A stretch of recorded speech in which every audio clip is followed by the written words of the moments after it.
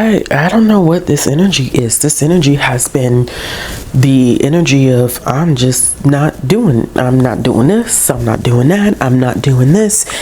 And listen, I'm not going to even give preface this video.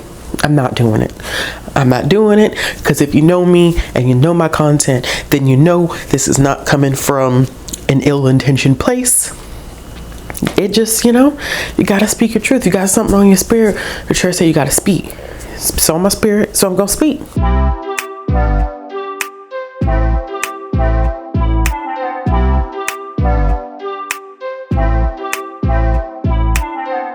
Hey y'all, it's Ashley at Bookishrealm. Welcome back to another video. As you can see from the title of this video, we're here to talk about some Booktube favorites that I just am not interested. They're not for me. They don't spark joy. So here we are again, this whole boundaries thing. And honestly, this was a patron pick of the month. If you did not know, if you don't, or you're not a part of my Patreon, I have a tier where you can vote. Oh my goodness, my stomach is talking to me. Girl, be quiet. We on camera right now. So I have a tier on Patreon where everybody gets to vote for a video that they would like to see me do during the month. And so this month we had a selection. I think we had like maybe 4 or 5 different selections, and this was the one that everybody voted on. And so yeah, it was like 60% of the people who voted, like, this is what they chose. So here we are talking about some Booktube darlings, Booktube faves that don't interest me. They just don't interest me, and that's okay. They weren't meant for me. I wasn't meant for them. We just not compatible. So we gonna go ahead and start it dirty and just go ahead and jump into this list because it's only 5 of them. I ain't gonna build no extensive list now. I was thinking about, damn, I could do 10, but nah, I ain't feel like doing 10. So we gonna start with number 1, since it's only 5, and make this really, really quick. So up first on the chopping block is Ninth House by Leigh Bardugo. I have read a Leigh Bardugo book. I have no issues, take no qualms with Leigh Bardugo. I read Shadow and Bone, and rather actually enjoyed Shadow and Bone. Like, I thought it was interesting. Now, have I continued with the series? That's a completely different question. Completely different question, which I'm sure you all have the answer to. But Ninth House, it just never appealed to me. It is, Booktube's favorite, I guess, subgenre, dark academia. And it takes place at Yale, a PWI, so we have secret societies at Yale, and the secret society element as a history major kind of like low-key tugged at my heart. I was like, but I was like, I just really honestly, after reading the description of it and hearing a lot of people review it, I've seen people do some really, really cool and creative content based on this book. I think maybe because what's so interesting about this list is there's 2 of them that are like dark academia, and I don't know if dark academia is my calling. I have this feeling in my spirit that I just am not one of the dark academia girlies, and I feel like I've said that before. Like, that's just not. I don't know. Like, I just never have an urge to do it. I don't have the urge to be like, dark academia, October means dark academia. It's not me. It's not my personality. So that could also be a part of the whole reason why this one has never really pulled my attention. I've never really gravitated towards it. It's just not like, inspiring. It didn't spark joy. Like, isn't that Spark Joy? Isn't that a book? Something like that? I don't know. The next one that I have on this list is The Spanish Love Deception. And this is for the romance girlies. Listen, I read romance, y'all. I absolutely love romance. And it's amazing how picking up the right romance will turn you into a romance lover and not a romance hater. Because I used to be one of those people who's like, ew, romance, I'll never read it. And now I'm like, romance, I can't get enough. So, funny story behind The Spanish Love Deception. I actually had put this on hold in the library, was in line like everybody else and their mother, waiting for it on audio. Audiobook comes in, I listen to 15 minutes and I'm like, ooh, child, no. I have a very interesting relationship, and I've talked about this multiple times, but I'm going to reiterate it here. I have a very interesting relationship with traditionally published romance. It's not all like bad or anything like that. It's not like, oh, down with traditionally published romance. That's not it.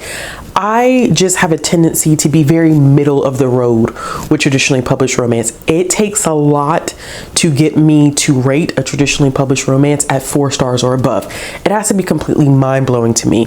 Most of the times when I've read traditionally published romance, which is something I've noticed in the past year, we are always looking at like a 3.5. I don't know if it's because of parameters. I don't know if it's because it feels formulaic. I just don't really enjoy it as much as I do indie published romance. And so I'm very mindful about how I select my traditionally published romance. It's got to be something that really gravitates towards me, or I gravitate towards it. And I think what happened with the Spanish Love Deception is that it was just one that I think that so many people were talking about. And I was like, okay, you know, like the catchy title, I like the book cover. And then I'm like, it's a deception, all right. It's deceiving. Because it was not up my alley. It was not gonna ever be up my alley. We was finna be like water and oil. There was gonna be no mixing whatsoever. And so I just decided to stop it. Nobody really even knows before this point that I actually had listened to a little bit of the Spanish Love Deception, because I silently DNF that one. But I just knew, like, it wasn't going to be a thing that was going to happen for me. And I know a lot of people love it. I know that the second one to this one came out, and it was the Roommating Experiment, and everybody has been like talking about that. People have been gushing over the Spanish Love Deception, and it's kind of like what happened with Ninth House. So Ninth House, the sequel, was recently announced, and everybody's like, oh my gosh, we finally get the sequel, we get the sequel. And I'm like, shrug. Cool, I guess. It's not like I wasn't feeling like, oh yeah, I definitely need to get to the first book now. I didn't feel any urgency. So I was like, yeah, I'm never gonna do it, because I'm just never going to do it. And so same thing with the Spanish Love Deception, where the second book was released and I was just kind of like, shrug. No urge, no motivation, no nothing. I just was, it's a very non-emotional space. So I've given up on the fact that the Spanish Love Deception also is another one that just was not constructed with me in mind, and that's okay too. The next one on this list, The Invisible Life of Addie LaRue, Miss Addie LaRue. So interestingly enough, I don't think I've ever read a book by V.E. Schwab or Victoria Schwab, whatever name she writes under, you know, depending upon what audience she's writing for. I've never picked up one of her books, and it's not to say that I'm not ever interested, but I've never felt any urgency.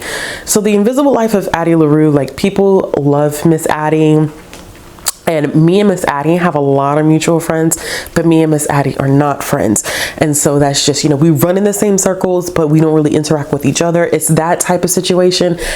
I just, you know, one of the things that kind of stood out to me about this is that apparently, I don't know because I haven't read it, and so this is just based off of what I've heard, and, you know, hearsay is, how reliable is hearsay? I heard that Miss Addie, you know, like low-key kind of makes a deal with the devil, travels through time, and only encounters like one person of color, and it's like a black person that's possibly like just a side character. It's not really fully fleshed out. And so for me, it's kind of like, that's unrealistic to kind of travel through hundreds of years and you never encounter any person with any melanin except this possible one side character. You don't really go through or address any historical events. Just, I don't know. I don't like, I don't know. And I guess it begs to ask the bigger question of, when is it appropriate for non-BIPOC people or white people? Because, I mean, when is it you know, appropriate for white people to include characters of color? Especially if they're not necessarily the main character. Like, you know, do we ask an author to paint a realistic picture, or should we ask them to stray away from it just so that they don't end up having any type of like misrepresentation? But I think for me, it would bother me, to be honest with you. When I heard that, I was like, I know that that probably would eat at me as a reader to feel like a character's going through all of these years in time and history, and you're not really encountering any people of color and no historical events. I probably wouldn't be able to kind of, I guess, what do they call it? I wouldn't be able to kind of suspend my disbelief. I wouldn't be able to do that in a situation like that. So I have kind of stayed away from Miss Addie. Like I said, me and Addie run in the same circles. We have a lot of mutual friends, but we just don't necessarily see eye to eye, and that's okay. That is a-okay. The next one that I have on my list, because girl, I got time for this one, A Southern Book Club's Guide to Slaying Vampires. Boy, this is a fan favorite, and I have heard that this bad boy is just as problematic as it wants to be. I know quite a few Black reviewers who do not like this book because of the misrepresentation of Black people in this book and the audacity for Mr. Hendricks to decide that he wanted to take on a topic that definitely is near and dear or heavily impacts the Black community. I did have a copy of this, ended up unhauling it after so many different reviews about this book came in. I just, you know, if Black reviewers are telling me like representation is not good, who you think I'm gonna trust? I mean, I'm just saying, like, I'm Black, they reading the Black characters, saying the Black characters not, it ain't, the math ain't mathing. I think I'm gonna go with the Black reviewers. But I know a lot of people who like rave about this book. They absolutely adore it, they love it, but I don't want to walk into a situation. This is one thing about me. As much as I do these videos where apparently this month, this has been like the month of drawing boundaries. Child, there's a lot going on in my own life. That's why we draw boundaries. So we're just, everything is getting boundaries.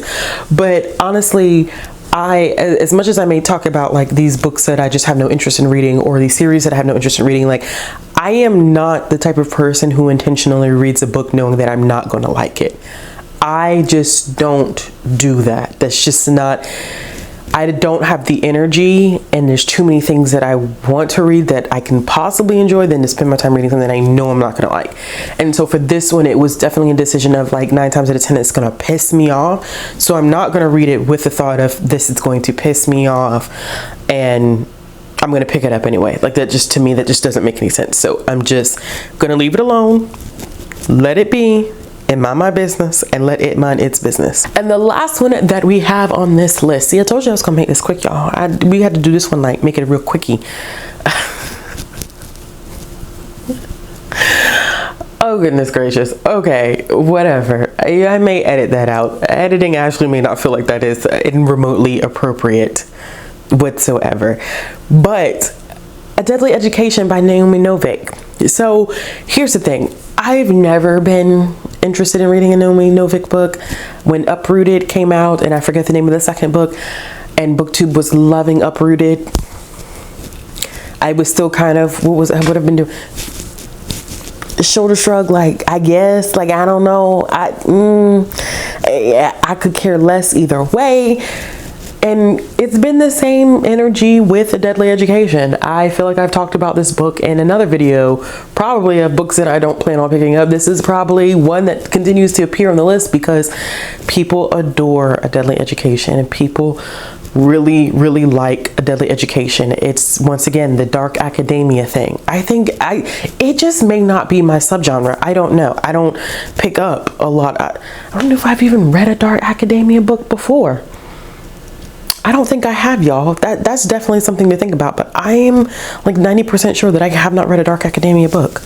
Yikes. Okay, but anyway, I just had no interest in it. And then there was a lot of controversy that surrounded the book about representation, and the sensitivity reader already telling Naomi to take the situation out because it wasn't good representation, and she left it in, and now they're gonna remove it. And it just, listen, girl, you should have, when you was told it wasn't good, you should have left it out the book and just let it be.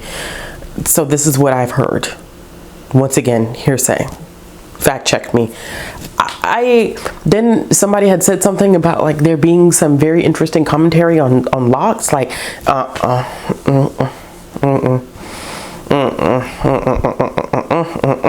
I don't even know how true that is. Hearsay once again, you know, but it was just too much. It's just too much drama already surrounding it. I already wasn't really checking for Miss Novick at all.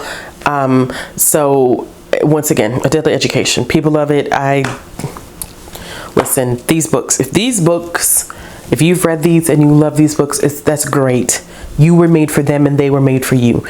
They were not made for me and I was not made for them. And that is okay. Like, that's perfectly fine. I just have no interest. And so I'm gonna let them live, and I'm gonna go continue to live my life and mind the business that pays me, and those don't pay me. So I'm gonna go elsewhere. All right, y'all, that is it. Those are 5 books that Booktube really loves. Booktube darlings, they adore them. I think the reading community actually just really adores them too, because I've seen people eat these books up at the library. So they are widely adored and loved. I was very tempted to include Colleen Hoover, but I feel like I dragged her enough this month, so I was gonna leave her alone. I said I'm gonna leave Miss Hoover alone, but I definitely could have included a Colleen Hoover book on this too, and I could have included her entire backlist. I could have also included Taylor Jenkins Reid on this, because y'all know y'all saw some Taylor Jenkins Reid, but child, whatever. Anyway, like I said, if you like this video, make sure you give it a thumbs up. If you want to see more content from me, click the subscribe button, hit the bell for notifications so you never miss another video. If you want to be a part of Patreon and be able to vote on videos like this, or you just want to support the channel, or you're looking for ways to follow me on social media, all that stuff will be down in the description box below. As always, I will be back with another video soon. And yeah, I'll see y'all later. Mwah!